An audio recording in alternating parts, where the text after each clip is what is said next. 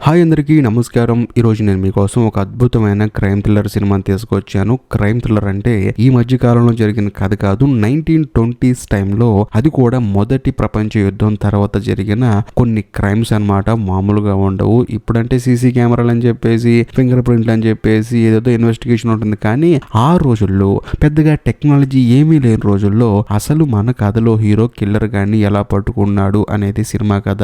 Cinema చాలా అంటే చాలా బాగుంటుంది. అందులోను 1920s టైం కాబట్టి చూడటానికి కూడా విజువల్స్ చాలా బాగుంటాయి. ఇంతకీ సినిమా పేరు ఏంటంటే హింటర్లాండ్. ఇంకా డైరెక్ట్ గా కథలోకి వెళ్లే ముందు మీరు గనక మన ఛానల్ కి ఫస్ట్ టైం వస్తే దయచేసి సబ్స్క్రైబ్ చేసి బెల్ ఐకాన్ ప్రెస్ చేయండి. ఎందుకంటే మన ఛానల్లో వచ్చే ఇలాంటి అద్భుతమైన క్రైమ్ థ్రిల్లర్ సినిమాలు మీరు అసలు మిస్ అవ్వకూడదు. కాబట్టి ఇంకా డైరెక్ట్ గా కథలోకి వెళ్తే ఈ సినిమా ఓపెనింగ్ మన కథలో హీరోని చూపిస్తారు. అందులోనూ హీరో ఒక సైనికుడు అనమాట. మరీ ముఖ్యంగా యూరోప్ లో ఉన్న ఆస్ట్రియా అనే దేశంలో ఉండే ఒక మంచి సైనికుడు. అందులోను మొదటి ప్రపంచ యుద్ధ సందర్భంగా తానేంటంటే వేరే దేశంతో ఫైట్ చేద్దామని చెప్పేసి వెళ్తాడు. అనుకోకుండా తన టీం మొత్తం రష్యన్ సైన్యానికి దొరికిపోతారనమాట. ఆ తర్వాత వాళ్ళు ఏంటంటే వాళ్ళ దగ్గరే ఉండి శిక్ష అనుభవిస్తారు. అందులోను మొదటి ప్రపంచ యుద్ధం అయిపోయిన తర్వాత ఇంకెవరి దేశానికి వాళ్ళు వెళ్ళిపోతారు కదా. అలాగే హీరో వాళ్ళ గ్యాంగ్ మొత్తం 7 ఉంటారు అనమాట. వాళ్ళు ఏంటంటే తిరిగి ఆస్ట్రియాకి వచ్చేస్తూ ఉంటారు. అలా వచ్చే దారిలోనే వాళ్ళ బ్యాచ్ లో ఒక అతను చనిపోతాడు. కాకపోతే హీరో ఏమంటాడంటే మనోడి శవాన్ని ఇంటికి తీసుకెళ్దామండి, పాపం వాడి కుటుంబ సభ్యులు ఉంటారు కదా అని చెప్పేసి అనడంతో, చూడు బాబు, అక్కడ ఎవడు బతుకున్నాడు ఎవడు ఎక్కడ ఉన్నాడు కూడా తెలియదు, మీకెందుకు ఈ శ్రమ, దయచేసి మీరు ఇక్కడే పడండి అని చెప్పి అనడంతో హీరో కూడా సరే అని చెప్పేసి ఇన్ని రోజులు తనతో పాటు ఉన్న తన ఫ్రెండ్ శవాన్ని నెలలో పడేస్తాడు. ఆ తర్వాత వీళ్ళందరూ తిరిగి ఆస్ట్రియా దేశానికి వస్తారు. వచ్చిన తర్వాత వీళ్ళని ఎవ్వరూ రిసీవ్ చేసుకోరు. దాంతో హీరో ఎంతగానో బాధపడతాడు. ఎందుకంటే దేశం కోసం వీళ్ళ ప్రాణాలు సైతం లెక్క చేయకుండా పోరాడి, అందులోనూ రష్యన్ మిలిటరీకి దొరికిపోయిన తర్వాత కూడా తిరిగి దేశానికి వస్తున్నాం అంటే కనీసం ఒక్కళ్ళు కూడా పట్టించుకోవట్లేదని చెప్పేసి హీరో ఏం చేస్తారంటే తన గ్యాంగ్ తీసుకుని డైరెక్ట్ గా మిలిటరీ పై అధికారి దగ్గరికి వెళ్తాడు. వెళ్ళిన తర్వాత ఆయన ఏమంటాడంటే, ఓకే మొత్తానికి వచ్చారా, మీరు చనిపోయారు అనుకున్నాం అని చెప్పేసి అనడంతో హీరోకి మైండ్ బ్లాక్ అయిపోతుంది. అందులో ఆయన ఏమంటాడంటే, చూడండి, మీరు మొదటి ప్రపంచ యుద్ధం చేశారని పేరే గాని ఇక్కడ దేశంలో చాలా మంది ఇబ్బంది పడుతున్నారు. అందులోనూ తినడానికి తిండి లేక చాలా మంది చనిపోయారు. కాబట్టి మీరు ఇక్కడికి వచ్చిన తర్వాత మీకు వామ్ వెల్కమ్ ఎక్స్పెక్ట్ చేయమాకండి. అందులోనూ అసలు మీ కుటుంబ సభ్యులే మీరు చనిపోయారని చెప్పి అనుకుంటున్నారు. ఒకవేళ అసలు మీ కుటుంబ సభ్యులు కూడా చనిపోయి ఉండొచ్చు, వెళ్ళి ఒకసారి చెక్ చేసుకోండి. ఒకవేళ లేకపోతే మాత్రం కుటుంబ సభ్యులు లేని మిలిటరీ వాళ్ళ కోసం ఒక ఆశ్రమాన్ని ఏర్పాటు చేశాను. అక్కడ ఫుడ్ బెడ్ మొత్తం ఫ్రీ, కాబట్టి అక్కడికి వెళ్ళిపోవచ్చు. కుటుంబం ఉన్న వాళ్ళు మీ కుటుంబంలో జాయిన్ అయిపోవచ్చు. ప్రశాంతంగా వెళ్ళి మీ కుటుంబం ఉందో లేదో చూసుకుంటారని నేను చెప్పి అనడంతో అందరూ బయటకు వస్తారు. ఇక్కడ ఒక హైలైట్ విషయం ఏంటంటే హీరో కంటూ ఒక కుటుంబం ఉంది. అందులోని హీరో కొంచెం డబ్బు ఉన్నాడు అనమాట. కాకపోతే మిగతా వాళ్ళకి మాత్రం అవకాశం లేదు. దాంతో హీరో ఏమంటాడంటే, మీరేం కంగారు పడకుండా వెళ్ళి ప్రశాంతంగా భోజనం చేసి పడుకోండి, ఆ తర్వాత చూసుకుందాం, నేను కూడా మా ఇంటికి వెళ్ళిపోతాను, మీకు ఏదైనా ప్రాబ్లం అయితే దయచేసి నన్ను కాంటాక్ట్ అవ్వండి అని చెప్పేసి హీరో ఇంటి అడ్రస్ రాసి అక్కడే ఉన్న ఒక అతనికి ఇస్తాడనమాట. ఆ తర్వాత సరే అని చెప్పేసి హీరో ఇంటికి వెళ్తాడు. వెళ్ళిన తర్వాత తన భార్య కూతురు ఉన్నారు అని చెప్పి చూస్తే అక్కడేమో వాళ్ళు కనిపించరు. కేవలం పని మనిషి మాత్రమే ఉంటుంది. ఆవిడ కూడా హీరోతో ఏముంటుందంటే, కాదండి మీరు యుద్ధానికి వెళ్ళారు కదా, ఆ సమయంలో భర్త లేని భార్య అంటే ఎలా ఉంటుంది ఇంత పెద్ద ఇంట్లో, అందులోని ఎవడు పడితే ఇంటికి వస్తాడు, కాబట్టి తన సేఫ్టీ కోసం ఊరికి దూరంగా ఉన్న ఒక చిన్న ఇంట్లో తన కూతురుని పెట్టుకుని ఉంటుందని చెప్పేసి అంటంతో హీరో కూడా అవునా అని చెప్పేసి అంటాడు. ఇది ఇలా ఉంటే మరోవైపు హీరో దగ్గర అడ్రస్ తీసుకున్నాడు కదా ఒక అతను, హీరోతో పాటు పనిచేసే సోల్జరు, తనకేంటంటే ఆ ఆశ్రమంలో ఉండటం ఇష్టం లేక హీరో అడ్రస్ వెతుక్కుంటూ వస్తూ ఉంటాడు. అలా వచ్చే సమయంలో సడన్ గా సీరియల్ కిల్లర్ గాడు వచ్చేసి అతన్ని లాక్కెళ్ళిపోతాడు. కట్ చేస్తే మరుసటి రోజు అతన్ని అతి దారుణంగా చంపేసి అదే ఊర్లో ఒక చోట 2 చేతులు కట్టేసి అలా వదిలేసి వెళ్ళిపోతాడు అనమాట. అందులోనూ అతన్ని భయంకరంగా ఒక కర్ర తీసుకొని ఇష్టానుసారంగా బాడీ మొత్తం పొడి చేస్తాడనమాట. ఈ విషయం తెలుసుకున్న తర్వాత అక్కడికి ఒక ఇన్స్పెక్టర్ వస్తాడు. అందులోనూ బాడీ మొత్తం ఎగ్జామిన్ చేయడానికి ఒక లేడీ డాక్టర్ వస్తుంది. వచ్చిన తర్వాత ఇన్స్పెక్టర్ ఏంటంటే అతని బాడీ మొత్తం చెక్ చేస్తాడు. చూస్తే అతని పాకెట్ లో హీరో అడ్రస్ ఉంటుంది. అదంతా చూసిన తర్వాత ఇన్స్పెక్టర్ షాక్ అవుతాడు. ఎందుకంటే ఇన్స్పెక్టర్ కి హీరో తెలుసు. ఇంకా ముఖ్యంగా వీళ్ళిద్దరు కలిసి చాలా కేసులు డీల్ చేశారు. అదేంటి మనోడి పేరుంది, అందులో మనోడు యుద్ధానికి వెళ్ళి ఇంటికి వచ్చాడని చెప్పేసి పక్కన ఉన్న కానిస్టేబుల్ పిలిచి, ఈ చనిపోయిన అతని జేబులో ఈ అడ్రస్ కనిపించింది, ఈ అడ్రస్ లో ఒక అతను ఉంటాడు, అతను తీసుకుని రా అని చెప్పేసి అంటంతో కానిస్టేబుల్ ఏమనుకుంటాడంటే ఇతనే హంతకుడు ఏమో అని చెప్పేసి ఇన్స్పెక్టర్ గారు ఈడ్చుకురమ్మన్నారని చెప్పేసి చేతికి సంఖ్యలేసి మరీ తీసుకొస్తాడు. ఆ తర్వాత హీరో ఇన్స్పెక్టర్ ని మీట్ అవుతాడు. ఇన్స్పెక్టర్ కోపం వచ్చేస్తుంది కానిస్టేబుల్ మీద, ఒరే బుర్త కూడా నేను మామూలుగా తీసుకురమ్మన్నాను, అతని చేతికి సంఖ్యలు ఎందుకు వేసావు, అతను నా ఫ్రెండ్ అని చెప్పేసి హీరో చేతికున్న సంఖ్యలు మొత్తం తీపిచ్చేస్తాడు. ఆ తర్వాత మామూలుగా ఎంక్వైరీ చేసి, ఇలా కాదు, నువ్వు యుద్ధం నుంచి తిరిగి వచ్చేటప్పుడు ఎవరికైనా నీ అడ్రస్ ఇచ్చావా, ఎందుకంటే చచ్చిపోయి చచ్చిపోయిన జేబులో నీ అడ్రస్ ఉందని చెప్పేసి హీరోని తీసుకెళ్లి ఆ బాడీ చూపిస్తాడు. దాంతో హీరో షాక్ అయిపోతాడు. అందులోనూ ఇప్పుడు ఒక లేడీ డాక్టర్ ఉంది కదా, ఆవిడకి ఏంటంటే హీరో అంటే చాలా ఇష్టం. ఎందుకంటే ఇంతకు ముందు హీరో చాలా కేసులు డీల్ చేశాడు కాబట్టి.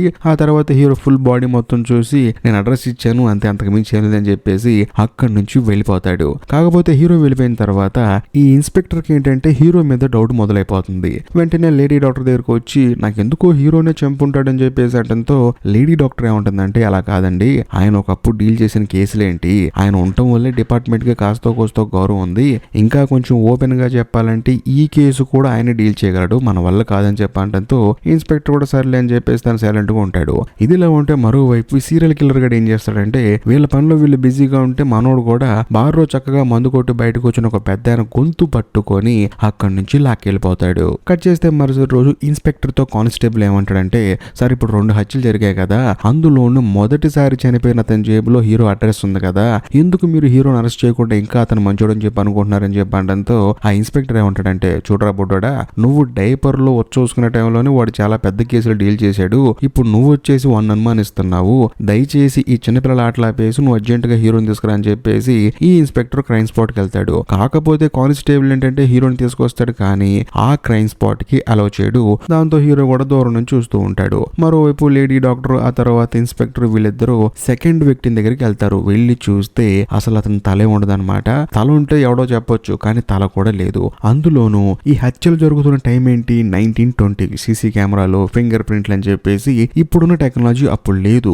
దాంతో లేడీ డాక్టర్ ఆ తర్వాత ఇన్స్పెక్టర్ తలలు బాధేసుకొని సర్లే అని చెప్పేసి అక్కడ నుంచి వెళ్ళిపోయేటప్పుడు హీరో మాత్రం ఈ హత్య ఎలా జరిగిందో అని చెప్పేసి అక్కడున్న లేడీ డాక్టర్ కి ఆ తర్వాత ఇన్స్పెక్టర్ చెప్తాడనమాట. బేసికల్గా ఎవరు చనిపోయారో తెలియదు కానీ వీడిని ఎలా చంపాడో నేను చెప్తానని చెప్పేసి చెప్తాడు. అందులోనూ మిలిటరీ వాళ్ళకి వేసే శిక్ష ఒకటి ఉంటుందన్నమాట. అదేంటంటే వెనకాల చర్మాన్ని ఒక గ్రిల్ లాంటిది పట్టుకొని ఎలా పడితే అలా లేపవతల పడేయటం, అదంతా చేసిన తర్వాత తల మాత్రం సపరేట్ గా తీసవతల పడేస్తారు. ఇది మిలిటరీ వాళ్ళు వేసే శిక్ష అని చెప్పేసి అక్కడున్న లేడీ డాక్టర్ కి ఇన్స్పెక్టర్ కి చెప్తాడు. అందులోనూ హీరోకి వచ్చే డౌట్ ఏంటంటే మిలిటరీలో వాడే శిక్షల్ని ఈ కిల్లర్ గాడు ఇక్కడ ఎందుకు వాడుతున్నాడు అని చెప్పేసి. ఆ తర్వాత లేడీ డాక్టర్ అంటే మన కథలో హీరోయిన్ అమ్మాయి హీరోతో ఏమంటుందంటే సరదా కాఫీ తాగుదాం అని చెప్పేసి అంటంతో సరే అని చెప్పేసి హీరో అంటాడు. ఆ తర్వాత ఇద్దరు నడుచుకుంటూ వెళ్తూ ఉంటారు. అలా ఇద్దరు నడుచుకుంటూ కాఫీ షాప్ కి వెళ్తారు, వెళ్ళి కాఫీ తాగుతూ ఉంటారు. అదే సమయంలో హీరోయిన్ కూడా హీరోతో చాలా క్యాజువల్ గా మాట్లాడుతూ ఉంటుంది. కాకపోతే హీరో భార్య గురించి ఆ తర్వాత కూతురు గురించి ఎక్కడున్నారు వాళ్ళని చెప్పి అడిగితే హీరోకి కోపం వస్తుంది అనమాట. ఎందుకంటే తన యుద్ధం నుంచి ఎప్పుడు వస్తానని చెప్పేసి వాళ్ళ ఇంట్లో వెయిట్ చేయాలి కానీ వీడు చచ్చిపోయి ఉంటాడని చెప్పేసి మెంటల్ గా ఫిక్స్ అయిపోయి వాళ్ళు వెళ్ళిపోయారని చెప్పేసి వాళ్ళ మీద ఉన్న కోపం హీరోయిన్ మీద చూపించి నేను తర్వాత వస్తానని చెప్పేసి అక్కడి నుంచి వెళ్ళిపోతాడు. ఇదంతా చూసిన తర్వాత పాపం హీరోయిన్ కే బాధ అనిపిస్తుంది. అనవసరం కిలిగాను నేను, ఏదో క్యాజువల్ గా మాట్లాడకుండా అని చెప్పేసి తనను తాను తిట్టుకుంటుంది. కట్ చేస్తే మరుసటి రోజు కానిస్టేబుల్ ఏం చేస్తాడంటే హీరోని తీసుకొస్తాడనమాట. ఎందుకంటే సెకండ్ విక్టిమ్ డెడ్ బాడీని కొంచెం అనాలిసిస్ చేయాలని చెప్పేసి. అందులోనూ అక్కడికి వచ్చిన తర్వాత పాపం కానిస్టేబుల్ ఏంటంటే ఎవరికో ఫోన్ చేసి మా అన్నయ్య యుద్ధం నుంచి ఇంకా రాలేదండి, వాడు ఎక్కడున్నాడో కొంచెం కనుక్కోండి అని చెప్పేసి వాళ్ళని డీటెయిల్స్ మొత్తం ఇస్తూ ఉంటాడు. కానీ వాళ్ళు మాత్రం రిప్లై ఇవ్వరు అనమాట. దాంతో కానిస్టేబుల్ కోపం వచ్చేసి అసలు వీళ్ళు మనుషుల పశువులు అని చెప్పేసి తిడతాడు. ఆ తర్వాత సెకండ్ విక్టిమ్ డెడ్ బాడీ దగ్గరకు వచ్చి చూస్తే అక్కడ ఇన్స్పెక్టర్ ఉంటాడు, అందులోనే హీరోయిన్ కూడా ఉంటుంది. ఇక్కడ ఒక హైలైట్ విషయం ఏంటంటే ఇంతకు ముందు మొదటిసారి చేసిన హత్యలు ఏంటంటే మనోడు చెక్క తీసుకొని ఒళ్ళంతా పొడి చేతులు పడేశాడు. కాకపోతే 2 హత్యలో తల మాత్రం సపరేట్ చేశాడు. ఇంకా ముఖ్యంగా కాళ్ళకి చేతులకున్న వీళ్ళు కూడా తీసేశాడు. కానీ ఎడమ చేతి బొట్టనీళ్ళు మాత్రం కిల్లర్ గడు వదిలిపెట్టాడు. దాంతో పక్కన ఉన్న ఇన్స్పెక్టర్ ఏమంటాడంటే ఫారెన్ లో కొత్త టెక్నాలజీ వచ్చిందంట, ఫింగర్ ప్రింట్ ద్వారాగా వాడు ఎవడో కనిపెట్టొచ్చంట, మనం దానికి పంపిద్దామని చెప్పి అంటంతో హీరో కూడా సరే అంటాడు. సో మొత్తం మీద 1920లో ఫింగర్ ప్రింట్ తో మనుషుల్ని కనిపెట్టే టెక్నాలజీ వచ్చింది. అది సంగతి. కట్ చేస్తే మరుసటి రోజు మన కథలో హీరో ఏం చేస్తాడంటే యుద్ధం ముగించుకొని ఇంటికి తిరిగి వచ్చిన వాళ్ళకి, అందులోని కుటుంబ సభ్యులు లేని వాళ్ళకి ఒక ఆశ్రమం ఇచ్చారు కదా, అక్కడికి వెళ్ళి ఎంక్వైరీ చేద్దాం అని చెప్పేసి హీరో అక్కడికి వెళ్తాడు. ఎందుకంటే ఫస్ట్ విక్టిమ్ కూడా అక్కడికి వెళ్ళి అక్కడ నుంచి బయటకు వచ్చి చనిపోయాడు కదా, అందుకని అక్కడికి వెళ్ళి ఎంక్వైరీ చేస్తే అక్కడున్న ఒక అతను ఏమంటాడంటే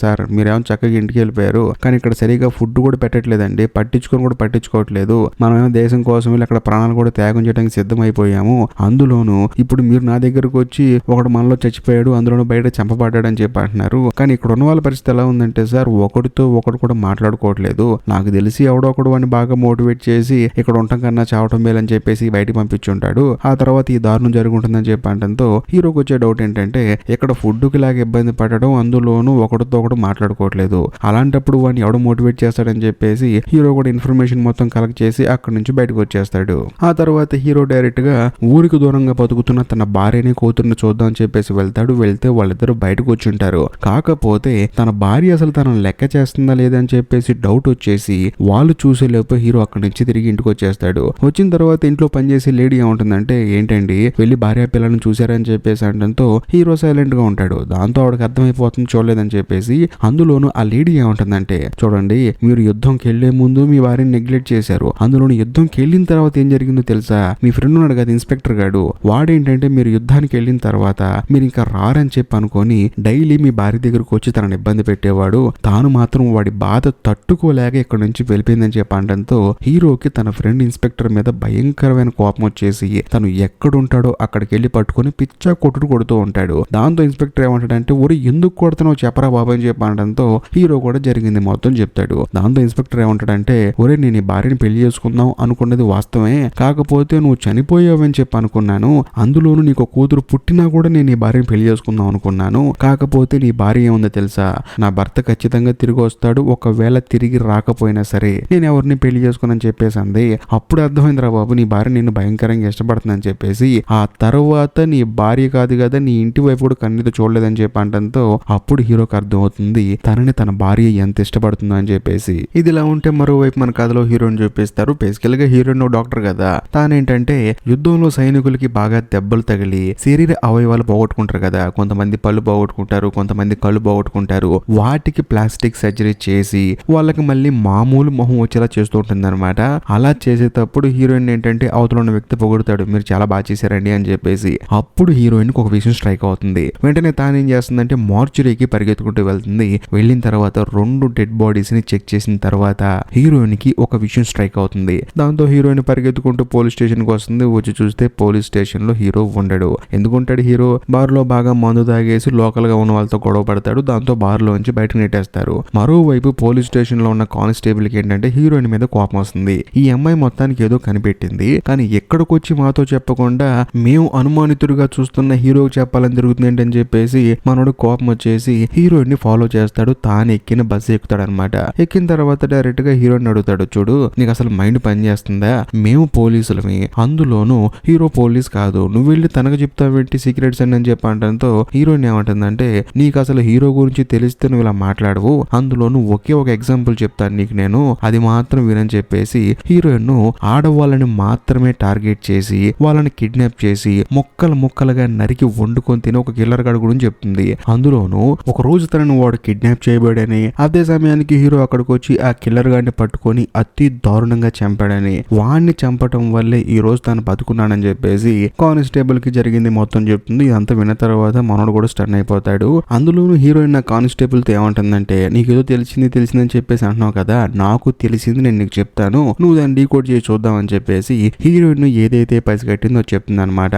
అందులోను ఫస్ట్ విక్టిమ్ ఏం చేశాడు కిల్లర్ గాడు, ఒక కర్ర తీసుకొని బాడీలో భయంకరంగా పొడిచాడు కదా, ఆ బాడీని 19 సార్లు పొడిచాడు. అందులోని సెకండ్ విక్టిమ్ ఏం చేశాడు, తల సపరేట్ చేసి కాళ్ళకి చేతులకు ఉన్న 20 వేళ్లలో 19 వేలు కట్ చేసుకొని పోయాడు కదా. సో మొత్తానికి వాడు 19 అనే దాన్ని పట్టుకున్నాడు. నేను కనిపెట్టిన క్లూ కూడా అదే, కాబట్టి నువ్వు ఒక బ్రహ్మాండమైన పోలీస్ ఆఫీసర్ కదా, అందులో ఒక అద్భుతమైన కానిస్టేబుల్ కదా, ఆ 19 వెనకాల ఉన్న మరో ఏంటో కనిపెట్టని చెప్పి అంటంతో పాపం కానిస్టేబుల్ గడికి మైండ్ బ్లాక్ అయిపోతుంది. ఇదిలా ఉంటే మరోవైపు మన కథలో హీరోని చూపిస్తారు. బేసికల్ గా హీరో ఏంటంటే భయంకరంగా తాగి రోడ్డు మీద నడుచుకుంటూ వెళ్తూ ఉంటాడు. అదే సమయంలో కిల్లర్ గాడు కూడా హీరోని చంపేద్దామని చెప్పేసి వస్తూ ఉంటాడు. కానీ కరెక్ట్ గా అదే సమయంలో ఇద్దరు పోలీసులు అటుగా వెళ్తూ ఉంటారు అనమాట. దాంతో కిల్లర్ కొంచెం వెనక్కి వెళ్ళిపోతాడు. కానీ మన కథలో హీరో ఏంటంటే ఒక చర్చి ముందు నుంచొని దేవుణ్ణి భయంకరంగా తిడుతూ ఉంటాడు. ఆ తర్వాత చర్చి లోపలికి వెళ్ళి చర్చి లోపలే యూరిన్ పోస్తూ ఉంటాడు. లోపల ఒక ముసలావిడ చూసి ఈడ బాబు పచ్చి తాగుబోతులా ఉన్నాడు, చర్చి లోపలికి వచ్చి యూరిన్ పోస్తాడు అని చెప్పేసి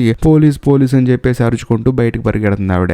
ఇదే గ్యాప్ అని చెప్పేసి ఆ కిల్లర్ గడు ఏం చేస్తాడంటే హీరో దగ్గరకు వచ్చేసి గొంతు పట్టుకొని గొంతుకు ఒక రోప్ వేసి గొంతు కట్ చేసి తనను చంపేద్దాం అని చెప్పేసి గట్టిగా ప్రెస్ చేస్తాడు. పాపం హీరోనా తాగున్నాడు, తానేమో తట్టుకోలేకపోతాడు. కాకపోతే ముసలావిడ బయటికి వెళ్ళి పోలీసుని పిలిచింది కదా, వాళ్ళిద్దరు పరిగెత్తుకుంటూ లోపలికి వస్తారు. దాంతో ఈ కిల్లర్ గాడు తప్పించుకొని అక్కడి నుంచి పారిపోతాడు. ఏది ఏమైనా సరే హీరో సేఫ్. కాకపోతే చర్చిలో ఉచ్చబడడం తప్పు కదా, అందుకని తనను తీసుకెళ్లి జైల్లో పడేస్తారు. కానీ ఎప్పుడైతే ఈ కానిస్టేబుల్ గాడికి హీరోయిన్ హీరో మామూలుడు కాదు, అసలు అతను ఏంటి నీ రేంజ్ ఏంటి, నువ్వు నువ్వు అతను తప్పుగా ఆలోచిస్తున్నావు అని చెప్పేసి ఒక ఎలివేషన్ ఇచ్చిందో, తనను కాపాడాడని చెప్పిందో, అప్పుడే ఈ కానిస్టేబుల్ కి ఏంటంటే హీరో మీద ఒక అభిప్రాయం ఏర్పడుతుంది, వాడు మామూలుడు కాదు అని చెప్పేసి. దాంతో డైరెక్ట్ గా జైలుకి వెళ్తాడు. అది కూడా హీరోని జైల్లో పెట్టారు కదా, అక్కడికి వెళ్తాడు. వెళ్ళిన తర్వాత హీరోకి బెయిల్ ఇప్పించేసి బయటికి తీసుకొస్తాడు.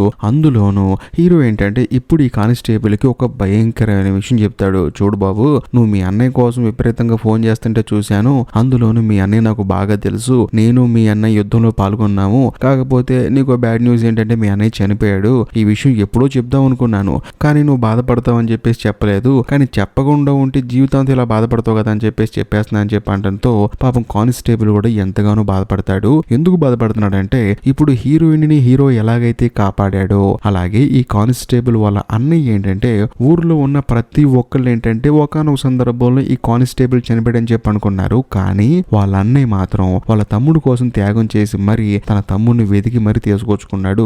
ఒక సిచ్యువేషన్ అనమాట. ఆ సిచ్యువేషన్ అనవసరం. సో అలా తెచ్చుకున్నందుకే ఈ రోజు వాళ్ళ అన్నయ్య ప్రాణం కాపాడాడని చెప్పేసి ఇంత ప్రేమ చూపిస్తున్నాడు. అది సంగతి. కట్ చేస్తే మరుసటి రోజు హీరో జైలు నుంచి వచ్చాడని చెప్పేసి హీరోయిన్ ను యాజ్ ఇట్ ఈస్ గా మళ్ళీ తనని కాఫీ షాప్ లో మీట్ అవుతుంది. మీట్ అయిన తర్వాత తాను కనిపెట్టిన ఆ 19 అనే క్లూ గురించి చెప్తుంది. అందులోని కిల్లర్ గాడు 3వ హత్య కూడా చేశాడని చెప్పేసి అంటుంది. ఆ 3వ హత్య ఏంటంటే ఒక అతన్ని కిడ్నాప్ చేసి తీసుకెళ్లి కాళ్ళు చేతులు కట్టేసి బాగా ఆకలిగా ఉన్న పంది కుక్కలు ఉంటాయి కదా, ఎలకల్లాగా ఉంటాయి, వాటిని అక్కడ వదిలేయటం వల్ల అవేంటంటే ఆ విక్టిమ్ గాన్ని కొరికి చంపవతలు పడేస్తాయి. మరీ ముఖ్యంగా రక్తం మొత్తం తాగేస్తాయి. సో దాంతో తను చనిపోయాడు అనమాట.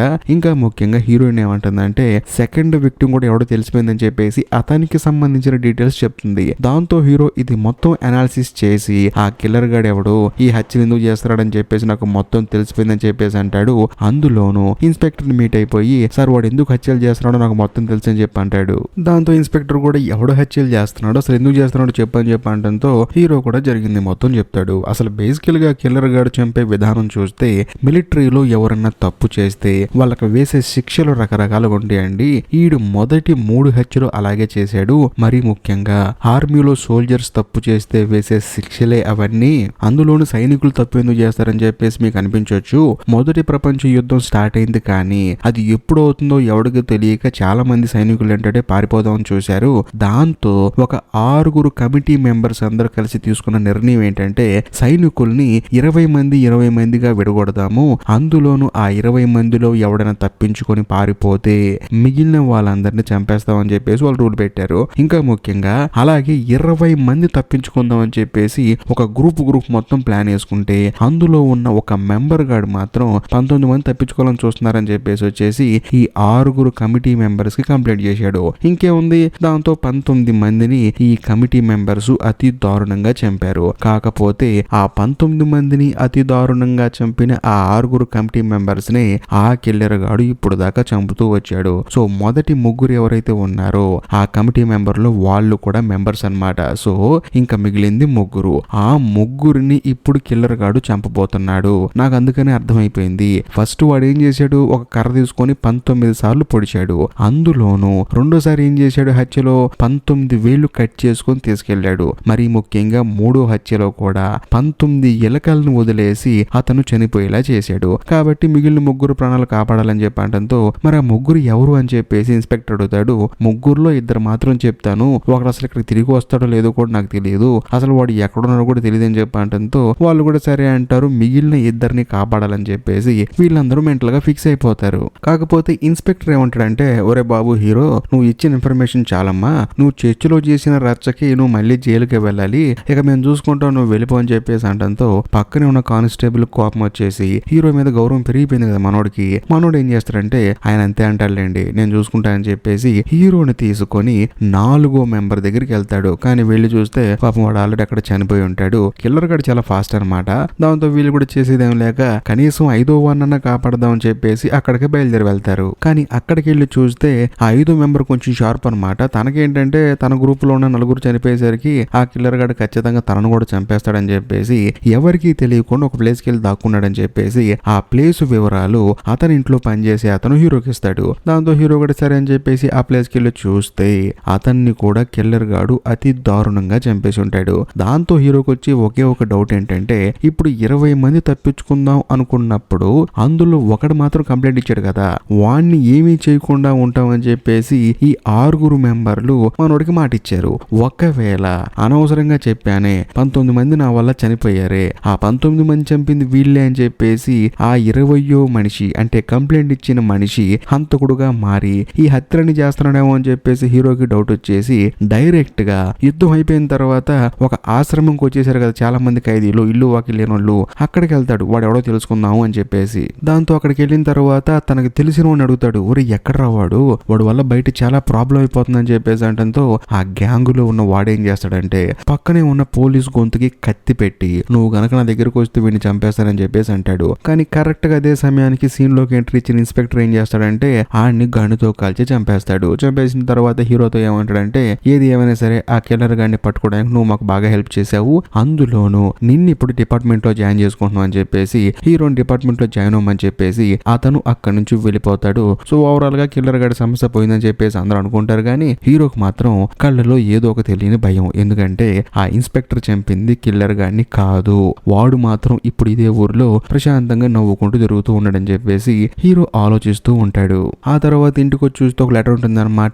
ఆ లెటర్ మీద పలానా చర్చికి రా అని చెప్పేసి రాసి ఉంటుంది. దాంతో హీరోకి భయం వేస్తుంది. ఒకవేళ కిల్లర్ గాడు తన భార్యని తన కూతుర్ని కిడ్నాప్ చేశాడేమో, అందులోనూ ఈ విషయం ఇప్పుడు పోలీసులకు చెప్పాలి, మరీ ముఖ్యంగా తాను తన భార్యను తన కూతుర్ని కాపాడుకోవాలని చెప్పేసి వెళ్లే దారిలో న్యూస్ పేపర్లు అమ్ముకునే కుర్రోడుకు విషయం చెప్తాడనమాట. చెప్పేసి హీరో డైరెక్ట్ గా చర్చి దగ్గరకు వస్తాడు. బయట చాలా మంది జనం ఉంటారు, ఎందుకంటే కిల్లర్ గాడు లోపల ఉన్నాడు. అయినా సరే హీరోని రమ్మన్నాడు కదా. దాంతో హీరో ధైర్యంగా వెళ్లి చూస్తే ఒరే నువ్వేనా ఇంతమందిని చంపుతుంది, నా కుటుంబాన్ని ఏం చేశారో నువ్వు అని చెప్పేసి హీరో అడిగితే ఆ కిల్లర్ గాడు మాత్రం మొత్తానికి నీకు నీ కుటుంబం అంటే చాలా ఇష్టం, సర్లే నేను చెప్పిన పని చేసి చాలు అని చెప్పేసి నేను గన్నుని ఒక చోట గురిపెట్టి పెట్టాను, నువ్వు దాంట్లోంచి చూడని చెప్పేసి అంటంతో ఎవరికి గురిపెట్టాడు అని చెప్పేసి హీరో కూడా గన్నులోంచి చూస్తే తాను గురిపెట్టింది ఎవరికో కాదు, హీరో వాళ్ళ భార్యకి, ఆ తర్వాత పక్కనే ఉన్న కూతురుకి. కరెక్ట్ గా అదే సమయంలో హీరో వాళ్ళ భార్య దగ్గరికి ఎవరో ఒక డెలివరీ బాయ్ వచ్చేసి తనకి ఒక బాక్స్ ఇస్తాడు. అప్పుడు ఈ కిల్లర్ గాడు ఏమంటాడంటే ఇప్పుడు నీ భార్య చేతిలో ఒక బాక్స్ ఉంది కదా, అందులో బాంబు ఉంది, అందులోను నీ భార్య ఇక్కడికి రావడానికి కారణం ఏంటి తెలుసా,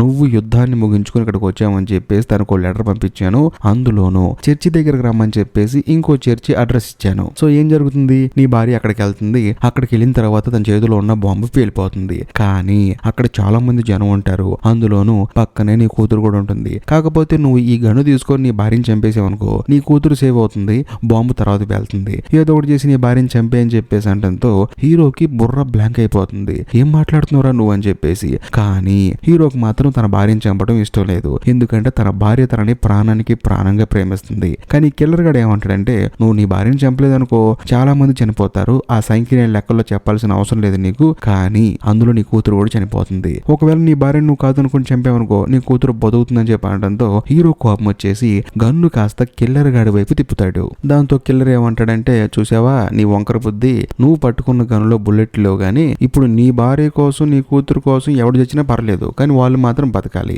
అందుకే నువ్వు నాకు గన్ను గురిపెట్టావు. మరి అలాగే ఆ 19 మందికి కూడా 19 కుటుంబాలు ఉంటాయి కదా, వాళ్ళు కూడా వేరే వాళ్ళని ఇష్టపడి ఉంటారు కదా, మరి అలాంటి 19 మందిని ఎలా చంపేస్తారని చెప్పేసి ఈ కిల్లర్ హీరోని క్వశ్చన్స్ అడుగుతూ ఉంటాడు. కానీ మీకు అర్థం కాని విషయం ఏంటంటే ఈ విషయాలన్నీ కిల్లర్ గాడు హీరోని ఎందుకు అడుగుతున్నాడు అని చెప్పేసి డౌట్ అయితే మీకు వస్తుంది. కట్ చేస్తే కాదు ఇప్పుడు కానిస్టేబుల్ దగ్గర ఓపెన్ అవుతుంది. బేసికల్ గా మన కథలో హీరో ఏంటంటే అప్పుడప్పుడు ఆశ్రమానికి వెళ్ళి ఒక సైనికుడిని మీట్ అవుతున్నాడు కదా, అతన్ని పిలిచి ఈ కానిస్టేబుల్ ఎంక్వైరీ చేస్తే ఒక భయంకరమైన నిజం బయటపడుతుంది. అదేంటంటే మొత్తం 6 మెంబర్స్ లో 5 మెంబర్స్ ని ఆ కిల్లర్ గాడు చంపేశాడు కదా, ఈ 6వ మెంబర్ ఎవరో కాదు మన కథలో హీరో అనమాట.